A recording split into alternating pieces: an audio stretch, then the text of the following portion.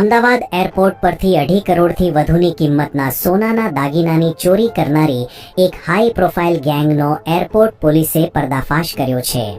પોલીસે આ કેસમાં કાવતરું ઘડનારા એરલાઇન્સના કર્મચારીઓ અને ચોરીનું સોનું ખરીદનારા ઝવેરીઓ સહિત કુલ 8 લોકોની ધરપકડ કરી લીધી છે. આ ઘટનામાં સિક્વલ લોજિસ્ટિક્સ કંપનીના બલવીરસિંહ રાઠોડે એરપોર્ટ પોલીસ સ્ટેશનમાં ફરિયાદ નોંધાવી હતી કે ટાઇટન કંપની માટે RBZ જ્વેલર્સ દ્વારા તૈયાર કરવામાં આવેલું 13 કિલો વજનનું એક પાર્સલ, જેમાં 2.5 કિલોથી વધુ સોનાના દાગીના હતા, તે અમદાવાદથી બેંગલુરુ ટ્રાન્ઝિટ દરમિયાન એરપોર્ટના કાર્ગો ટર્મિનલ પરથી રહસ્યમય રીતે ગાયબ થઈ ગયું છે. અકાસા એરની ફ્લાઇટમાં મોકલવામાં આવેલા 7 પાર્સલમાંથી બાકીના બધા જ પાર્સલ બેંગલુરુ પહોંચ્યા હતા, પરંતુ સોનાનું આ કિંમતી પાર્સલ ક્યારેય ત્યાં પહોંચ્યું જ નહીં.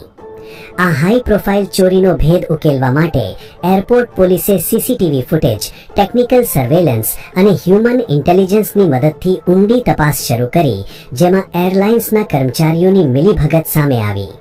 આ ગેંગનો માસ્ટર પ્લાન એવો હતો કે અકાસા એરના સિક્યોરિટી ઇન્ચાર્જ ઝૈદ હસન અંસારી અને ક્લિનિંગ ઇન્ચાર્જ રોશન પટેલે આ સોનાની બેગ પ્લેનની અંદર જ એક પેસેન્જર સાલે મોહમ્મદના સામાનમાં છુપાવી દીધી હતી. આ બેગ બેંગલુરુ એરપોર્ટ પરથી સહી સલામત બહાર કાઢીને ફરી અમદાવાદ લાવવામાં આવી હતી અને ત્યારબાદ જૂનાગઢના રવિકાંત બાગિયા તેમજ મહારાષ્ટ્રના 2 સોનીઓ કિરણ પવાર અને શંકર વાકસેની મદદથી આ સોનાને ઓગાળીને અલગ અલગ ટુકડાઓમાં વેચી દેવામાં આવ્યું હતું. પોલીસે અત્યાર સુધીમાં ઓગાળેલું સોનું અને 69 લાખ રૂપિયા રોકડા મળીને કુલ 1 કરોડ 72 લાખ રૂપિયાનો મુદ્દામાલ રિકવર કર્યો છે.